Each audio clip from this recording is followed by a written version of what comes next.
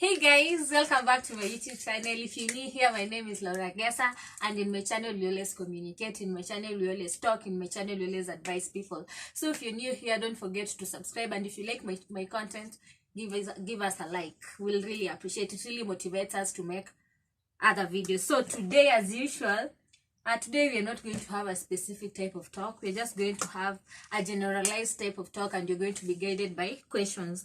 So more of like get to know me better. The first question: what is your favorite African meal? My favorite African meal has always been, hey, when I say ugali, maybe I'll be lying, but I love ugali to some extent. Yeah, my favorite African meal, I love ugali and greens. Yeah, ugali, greens, and some stew. Without stew, the ugali will not be that sweet. Next question: what inspires you the most? What inspires me the most? I don't know if there's something that inspires me, but as a human being, you should have something that inspires you, motivates you to take a lot of risks to do something. So me, there are two people who inspire me the most in my life, and that is my mother and my father. Like I'm always out there telling myself, I want to work hard, I want to make them proud. I want one day when they stand somewhere, they feel very proud to tell people, you know what, that's my daughter. And their hard work. The hard work are the steps that I can literally follow and become that important person I like to become in life. So it's my mom and my father. Then, as a child, what did you want to be? I think childhood dreams are there to make you just fantasize, to make you just broaden your thinking, make you just think about the future. I wanted to be a pilot by the way. I've gone for some trainings. My dad used to pay for me when I was in high school, this nini. What are they called? Aviation seminars. But most aviation seminars, I'm sorry if there's anyone doing aviation here, I'm sorry. Like, it's not siko baya. Like, let me just say it out. Like, all those trainings, one thing that I really took into consideration was the fact that they were saying before you do aviation or become a pilot, have another career, because with aviation, jobs are very limited. In Kenya, we don't have so many airports and so many planes. So in the job market, you really have to be very aggressive for you to get a job. So I'd always wanted to be a pilot. Who knows? Maybe one day the dream will come true. Lessons from 2020. 2020 taught me one thing. You plan, but God decides. It taught me that in anything you want to do in life, always remember to put God first. All of us woke up January 1st, 2020 with many dreams. We wrote goals. We are like, by the end of this year, we want to achieve this. And I was like, by the end of this year, maybe I'll be in another stage in life. Maybe I'll have pushed my schoolwork. But what happened just before the year ended? March, lockdown. March, COVID. Like, a lot of things were distracted. So I learned one thing. We plan, but God decides. And what does this tell you? Always ensure that you put God first. Always ensure, as you're making your plans, always tell God to order your steps. Give your plans to God. Tell God, this is what I plan to do. Kindly guide me through everything. So one lesson I took from 2020 is putting God first. Always put God first. And then have patience. You can have a lot of plans, you can have a lot of dreams, you can always have a lot of thoughts, but with patience, everything just rolls down. Like, most of us, our plans in 2020, we came to achieve them in 2021, or we were in the process of achieving them in 2021. Why? Because of everything that happened, because of the pandemic. So put God first and always be patient. Always pray. By putting God first, meaning you have to pray, have a personal relationship with God. Are you dating? If yes, who is the lucky guy? If no, then why? I have decided to follow Jesus. I have decided to follow Jesus. That question, you'll know. Like, people always know. We are still growing. One day you'll know the lucky guy. One day you'll know if I'm dating. For now, we're still trusting in God. God to open days, God to give us the best people in life, and God to keep for us the best people. It's just God who knows. So by now, maybe 10 years from now or 5 years from now, you'll just know. People will just know. Like, see, God has good plans for us. Plans will just roll down. What is your next step going to be? What's my next step going to be? Right now, I'm still in school, so maybe my next step is just thinking about school. Yeah, my academic work. Just things to do with my academic things. So I really don't know my next step. Yes, I have so many dreams, I have so many plans, but my next step, just academic work. Yeah, just academic work. How do you balance YouTube, school, and work? So I'll go for YouTube and school. I have learned to do this, to give each thing a priority. And right now, my priority is my academics. But I've also started YouTube. So meaning I have to put YouTube somewhere in between my schoolwork. No wonder sometimes you always find I'm always away from YouTube for quite a long time. Those are the days I have exams, the days I have cuts. You see, when you're in school, there's some weeks that just cuts. So I'll sit down, read for my cuts to ensure that I pass, because without my papers, maybe I wouldn't have a broad mind to do YouTube. So what I always do is just give everything its own time. When I've decided today I'm going to make YouTube, then I make sure it's not interfering with my academic work. When I've decided today I'm going to read, I also ensure that it's not interfering with, okay, sometimes it interferes with my YouTube, and those are times of exams, my cuts, but after exams and cuts, I'm always back. Like right now, I'm back. More videos are coming your way because I'm free. At least there's some relief in my academic work. So the next question, what do you want to do after school? Like every other youth in Kenya, like every other young adult like me, I have so many plans. Like I literally have so many plans. I want to be a jack of all trades, because hatuna option. Hatuna option hata like lazima tuomoke. I just want to be a jack of all trades. I want to try out all my luck, because everyone knows as a youth, so many people always complain of unemployment, but I don't want to be in that sector, or I don't want to be in that group of people that always complain of unemployment. If this won't work for me, then I'll go for this. If plan B won't work for me, I'll go for plan B, for plan C. And right now I'm literally doing YouTube so that you can even help me even after school. So if you've reached this far, if you're watching this video, give it a thumbs up, share with your friends, subscribe, and if you like my content, share widely with every friend of yours, and take us to 1,000 subscribers. I'll really appreciate. Take us to 1,000 subscribers, and those watching up to here, ensure you watch to the very end. As you're watching, you're also helping me, because it takes motivation to always come and make a video. It takes a lot of strength to always come and make a video. And it takes a lot of determination for you just to come and watch my video. I don't take it for granted. Thank you so much. So if you like my content to this point, give it a thumbs up. Share broadly with your friends. Let us go to 1,000 subscribers.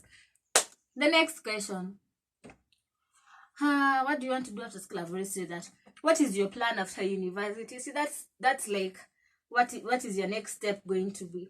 My plan, I've told you I want to be a jack of all trades. So I wouldn't just cheat you here and tell you I'm going to do this and go there. No, if this won't work for me, I won't just sit down there and I already have a degree. No, I will want to broaden my thinking. I want to broaden my activities. Like right now, as I'm in uni, I'm literally trying different skills, so that by the time I'm finishing university, I have good skills. Like right now, as I'm doing YouTube, I'm going to the world of content creation. I've also learned about editing, graphic design. Like, it's not something I wouldn't say just is this thing. Like, for example, if someone is doing education, he or she can tell you, after school, I just want to be a teacher in a school, like this and this. But for me, I want to be a jack of all trades. I want to, we all have to survive, and we all have to grow. And for growth, you don't necessarily just put your eggs in one basket.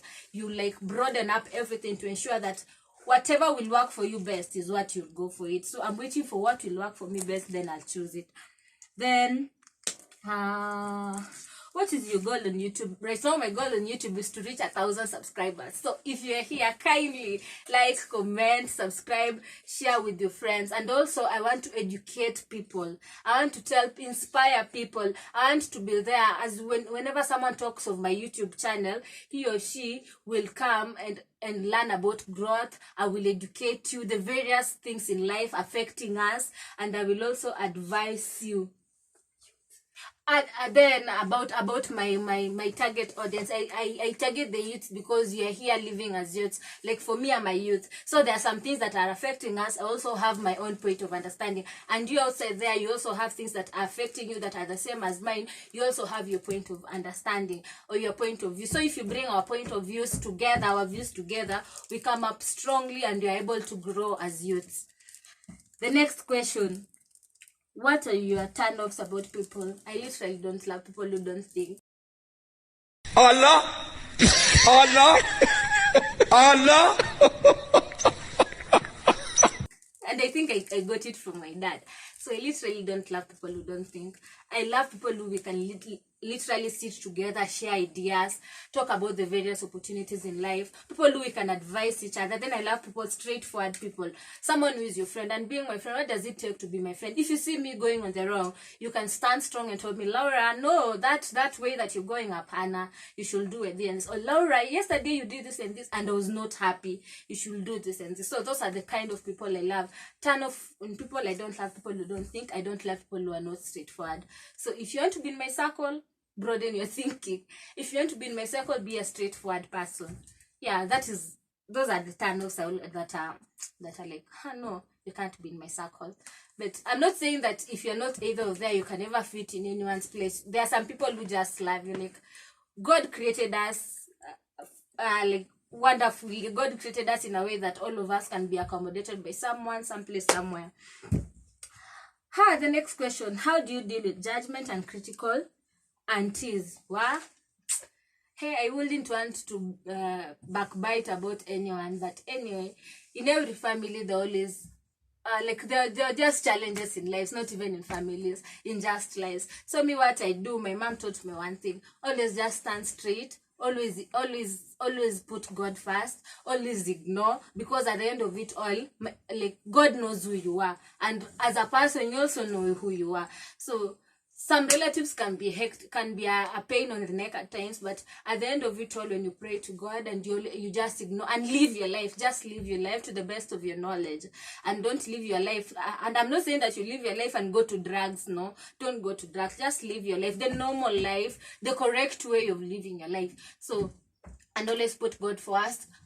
Put God forward. Then do your things. Just do your things and concentrate on making you grow. Concentrate on making you the best. Concentrate on making you add value on earth. Like, as long as you're here, remember, there's one day people will be looking at your legacy. What will people remember you for? Will people remember you for the bad things because you stayed at one place because someone said you can't do it, and you put it in your head like, I can't do it because of a certain relative who never wanted the best for you, and you put it in your head? No. People will want to see, hey, there's a time in life this relative did this and this, but hey, she did this and this. Like, let your story be a learning story to other people in the world.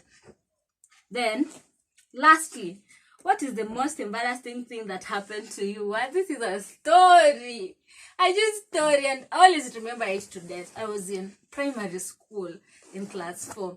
So, in my primary school, we used to have things like library, maktaba, and funny enough, we used to be examined on those fields: library, maktaba, insha, just small things that we used to be examined in.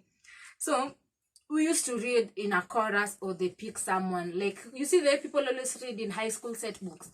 As we used to read these story books, maktabas. I think most of us have passed through such primary school. Other than the 5 main subjects, we used to have these other subjects. So, how library used to be tested? It used to be tested just the way they test you in high school, the high school set books. So we used to read in chorus, or they could pick someone individually to read while in class. Imagine, one day I'm told to read. We were like reading a book. I always remember the cover of the book, but I don't remember the title. I think it's because I've lived and I've learned to stay with it. Like, I always remember the cover of the book. It was a girl who was being sanctioned, like pipes in the mouth. She was into drugs, so the parents had taken her to a rehabilitation. Then they were trying to clear her respiratory system. So I was told to read a word. Then it was a very easy word. I can't even. It was a very easy word in that storybook. Imagine it was the name business. Imagine what I read. I told myself, I read, and I was reading so loudly because everyone that knows me, I'm always like confident. I'm always like hyper. Like, I really, when I'm given an opportunity, I really take good. I really grab the opportunity. So I was reading. Then I reached to that word, business. Imagine I said bossiness.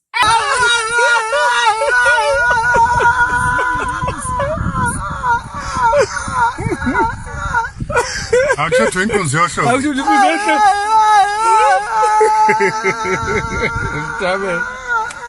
Hey, everyone in class laughed at me.